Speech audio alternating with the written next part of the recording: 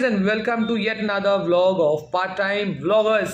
So yes, Shivratri around Shivratri आने वाली है, तो हम लोग एक्चुअली हर साल मैं ऐसा करता था कि अपने हाथों से कुछ शिवलिंग बनाता था और उसमें 12 अलग अलग टाइप की चीज़ें डालता था। जैसे फॉर एग्जांपल मैं आपको 12 चीज़ें गिनवा देता हूँ और वो मैं उसको कंसिडर करता था 12 ज्योतिर्लिंग के अंश अलग अलग। सबसे पहले उसके अंदर मतलब हम लोग रिवर सैंड लाते थे, तो जो रिवर में चिकनी मिट्टी होती है वो लाते थे, वो होता था उसका बेस मटेरियल, जो कि एक हो गया दैट इज अर्दन, क्या कहते हैं, not exactly earthen element you can say, वो एक मिट्टी जो पार्थिव शिवलिंग होती है बेसिकली, वो हो गया एक चीज़। उसके अंदर डालता था मैं मिट्टी, एक होगी। दूसरी चीज़ होगी इसमें कपूर डालते थे, नॉर्मल कपूर डालो या भीमसेनी कपूर डालो वो डाल सकते थे। उसके अंदर मैं और डालता था भस्म होती है, जो यज्ञ की भस्म होती है खुशबूदार वाली, आपको किसी भी पूजा वाले स्टोर में मिल जाएगी वो। पीला चंदन, लाल चंदन, उसके साथ उसके अंदर डाला जाता था दुर्वा, उसमें सफ़ेद फूल डाला जाता था। कच्चे अनाज के तौर पे चावल का दाना और एक पका हुआ अनाज का चावल का दाना, मतलब कुछ दाने, नॉट पर्टिकुलरली वन और समथिंग।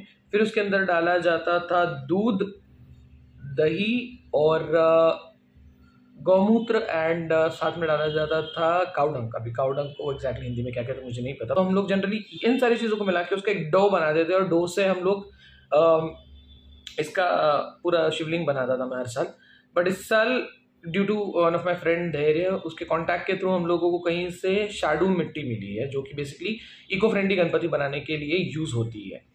सो वो ग्रे कलर की क्ले होती है, उससे हम लोगों ने इस साल शिवलिंग बनाया है। तो जो बेस मिट्टी होती है बेसिकली, जो रिवर सैंड हमारे में आते थे, river clay not sand, sand तो बिखर जाएगी, clay, clay is the word. Clay कहीं भी आप कभी भी बनाओ किसी भी चीज़ को, तो क्ले, वो डो बनना चाहिए। तो हमने वो इस बार यूज़ ना करते हुए हमने शाडू मिट्टी का यूज़ किया, जो कि गणपति की आइडल्स बनाने के लिए है। पर क्ले भी यूज़ हो सकता है ना, सबको कहाँ से मिट्टी? हाँ एग्जैक्टली, सबको मिट्टी नहीं मिलती। इवन ये बाकी हमने एक स्क्रैच से बनाया है, वो शाडू मिट्टी को कैसे ये ब्लेंड करते हैं, क्या करते हैं, ये आगे के वीडियो में पूरी प्रोसेस बताने वाले हैं, right away from the scratch, moulding से लेकर के एंड कलरिंग तक। तो प्लीज़ प्लीज़ प्लीज़ वीडियो को स्किप मत करना। And this is part 1 of Shivratri. इसके साथ एक और पार्ट आने वाला है कि शिवरात्रि का डेकोरेशन हम कैसे करते हैं। So please stay tuned. अगर आपने अभी तक सब्सक्राइब नहीं किया तो प्लीज प्लीज प्लीज सब्सक्राइब कर दीजिए और बेल आइकन दबा दीजिए, सो दैट हमारी हर वीडियोस आप तक पहुंच। आप शिवलिंग बनाने के लिए टेराकोटा क्ले भी यूज़ कर सकते हैं, जो आपको इजीली ऑनलाइन मिल जाएगा। तो हमने यहाँ लिया था शाडू मिट्टी। इसको डो में बनाने के लिए छोटे छोटे क्वांटिटीज़ में हमने मिट्टी ली एंड हम थोड़ा थोड़ा पानी ऐड करते गए। अगर एक साथ में पानी ऐड कर दोगे और मिट्टी बहुत ज़्यादा लिक्विडी बन जाएगी तो वो सूखने में उतना ही टाइम लेगा। इसलिए धीरे धीरे पानी ऐड कीजिए, जैसे जैसे पानी ज़रूरत है वैसे वैसे ऐड करके उसे मिक्स करते जाइए एंड देन फिर आपका अपने आप वो डो बनता जाएगा। पॉसिबिलिटीज़ है कि लम्प्स बनते रहें, बट वो पानी डाल के आप जैसे ही मिक्स करेंगे वो अपने आप सही हो जाएगा। तो उसकी कंसिस्टेंसी पे ध्यान दीजिएगा। मैंने आगे वीडियो में बताया है कि कौन सी कंसिस्टेंसी डिज़ायरेबल है इसके लिए। पानी ऐड करने के बाद में अगर बहुत ज़्यादा मिट्टी कड़क हो रही है, जैसे यहाँ पे वीडियो में दिख रहा है, तो आप उसे सेपरेट कर सकते हैं। अलग अलग उसको पहले सही कीजिए, उसकी कंसिस्टेंसी को पहले अलग अलग सही करिए एंड देन उसको सबको एक साथ में अगर आप मिक्स करेंगे तो भी आपका बड़ा लंप जो रहेगा वो आपका प्रॉपर कंसिस्टेंसी में बन जाएगा। तो आप छोटे छोटे से स्टार्ट करके भी उसे बड़ा बना सकते हैं। जैसे जैसे आपके ये बनते जाएंगे उन्हें साइड में रख दीजिए ड्राई होने के लिए। तो छोटे छोटे बैचेस में आपकी ये मिट्टी को वाटर के साथ मिक्स करके बनाइए।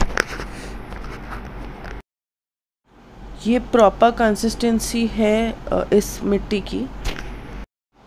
सो हो गया हमारा क्ले नीड।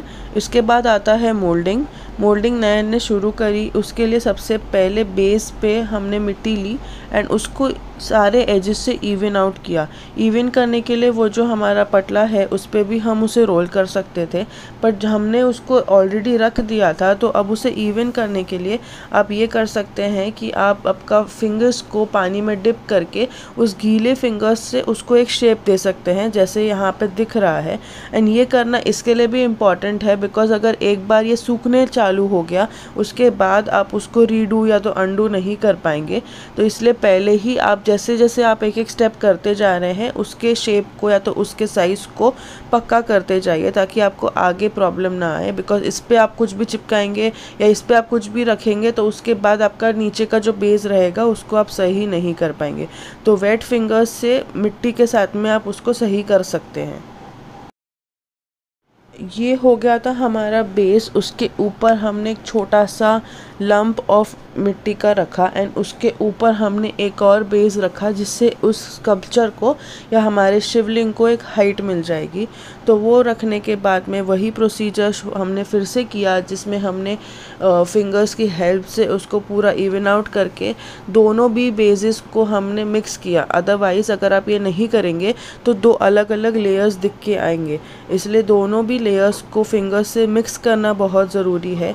यहाँ पे भी आप देख सकते हैं कि कहीं कहीं दो क्रैक्स दिख रहे हैं, वो क्रैक्स को आप फिंगर्स की हेल्प से मिट्टी को लीजिए एंड फिंगर्स की हेल्प से पानी को उसमें डिप करके आप उसको इवन आउट या तो फिर वो क्रैक्स को फिल कर सकते हैं। तो इस तरीके से हमारा शिवलिंग का बेस जो है वो रेडी हो गया। अब इसके बाद आता है शिवलिंग का मेन पार्ट। तो इसके लिए इसको ज़्यादा थिक भी मत रखिएगा एंड ज़्यादा थिन भी मत रखिएगा। थिक रखने से वो ड्राई होने में उतना टाइम लेगा एंड अगर वो ज़्यादा थिन रह गया तो वो स्टेबल नहीं रहेगा या तो फिर वो उस पर चिपकेगा नहीं। तो एक डिज़ायर्ड आपके शेप में आ जाने के बाद में आप उसे आपके बेस पे सेंटर मार्क करके रखिएगा। तो सेंटर मार्क करने के लिए आप कोई भी शार्प चीज़ से एक वहाँ पे क्रॉस बना सकते हैं। उस क्रॉस के मिडिल में आप उसको प्लेस कर सकते हैं।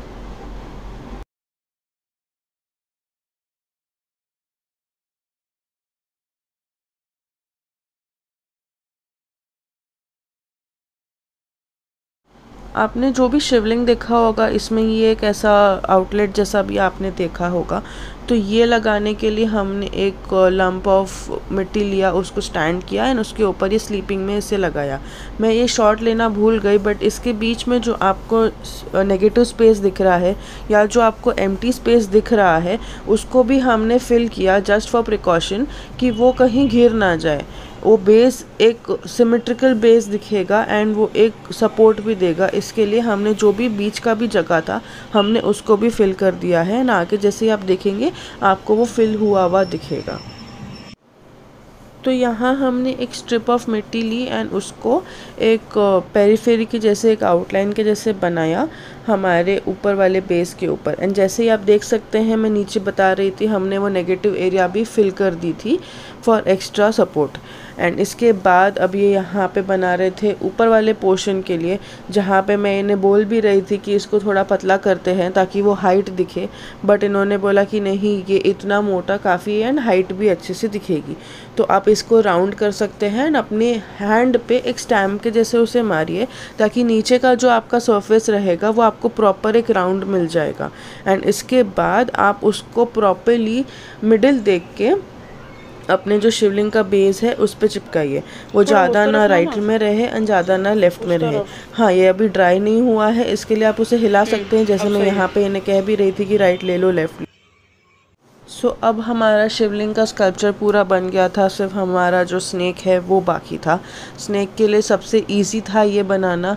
उसके लिए एक स्ट्रिप को लिया हमने, नीचे ज़मीन पे उसे रोल आउट किया एकदम पतले में एंड एक हेड जो है उसका हमने उसे बाहर निकाला एंड उसे एज अ स्नेक उसे लगा दिया। अब इसमें आपका अकॉर्डिंगली आप उसे 3 भी बना सकते हैं, 5 भी बना सकते हैं, बट हमने 1 बनाना प्रेफर किया। तो इसके लिए हमने उसे 1 ऐसे लगा दिया एंड इससे भी हमें हमारा front side and back side भी पता चलने लग गया था। सो ये हमारा यहाँ पे जो स्कल्पचर है वो रेडी हो गया। इसके बाद सिर्फ एक जो चीज़ है ये है फाइनल डिटेलिंग जो हमने ब्रश से करी थी। जहाँ जहाँ हमें क्रैक्स लग रहा था वहाँ हमने फाइन ट्यून किया था with the help of water. इसको ड्राई होने के लिए हमें एक दिन वेट करना पड़ा था। उसके बाद हमने पेंट करना शुरू किया था। तो पेंट करने के लिए सबसे पहले हमने नीचे ब्लैक बेस किया बिकॉज हमने उस पर गोल्डन करना था। तो नयन का ऐसा बोलना था कि नीचे ब्लैक बेस करते हैं, उसके ऊपर गोल्डन करेंगे तो अच्छा इफ़ेक्ट आएगा।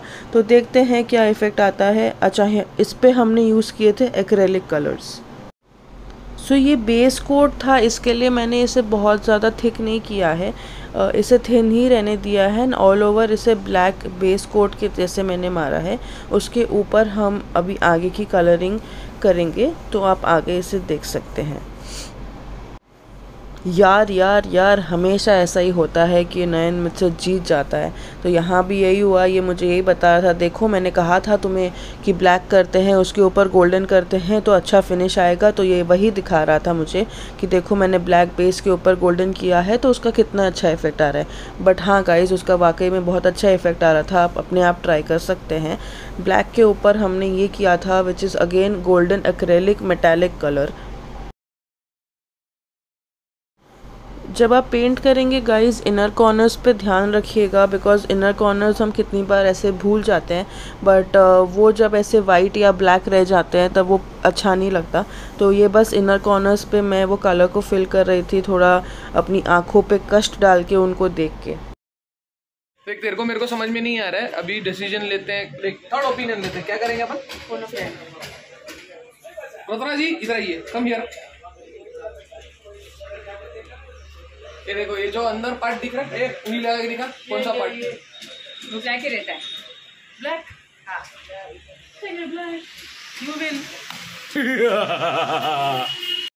तो गाइज़ मैं पेंटिंग काफ़ी सालों से कर रही हूँ। सो यहाँ हुआ था कि मेरा कलर ड्राई हो गया था। पोस्टर कलर को छोड़ के अगर आपके पास कोई भी कलर है, उसमें आप थोड़ा सा 2 या 3 ड्रॉप्स ऑफ मीडियम डाल के अपने कलर को ठीक कर सकते हैं। तो यहाँ पे हमने जो हमारा स्नेक था उस पर कॉपर कलर किया था, एंड उसके ऊपर मैंने उसको थोड़ा सा स्नेक फिनिश देने के लिए उस पर थोड़े डॉट्स किए थे, जो आप आगे देख सकते हैं। तो ये बस नयन उस कॉपर कलर को फिनिश कर रहा है। तो गाइज़ ये थे हमारे शिवलिंग, एंड इसे बनाना बहुत फ़न फीलिंग था एंड बहुत इजी भी था, ज़रूर ट्राई कीजिएगा। एंड गाइज़ हैप्पी शिवरात्रि आप सबको हमारे एंड से। हमारा डेकोरेशन का पार्ट 2 वीडियो ज़रूर देखिएगा। Thank you so much. ओम नमः शिवाय।